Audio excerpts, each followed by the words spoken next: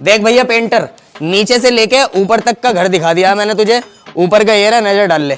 और पूरे घर पे मुझे नीचे से ऊपर तक एक ही डिजाइन का पेंट चाहिए, टेक्सचर में। हो जाएगा। वैसे तेरा नाम क्या है? तुझे पहली बार देख रहा हूँ इस एरिया में। चतुरपुटैया।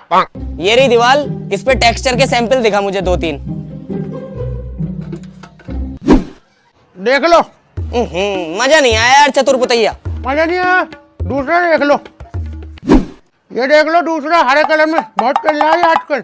ना ना ना ना, मजा नहीं आ रहा यार चतुरपुतैया, ये तो आजकल चल ही रहा है। कुछ नया लेके आ, नया दिखा कुछ। हाँ हाँ हाँ, यही करवाना। ये क्या है नई चीज? ये तो जी रजनीगंधा की पीक है। अगर तुम्हें ये टेक्सचर करवाना है तो इसके लिए लेबर भी ज्यादा लगेगी और ये माल भी ज्यादा लगेगा। तुम एक काम करो, 2 ट्रक मंगा लो रजनीगंधा तुलसी के। हैं? 2 ट्रक में हो जाएगा? आजा मंगवाता हूँ 2 ट्रक तेरे रजनीगंधा तुलसी के, कर दे पूरे घर में।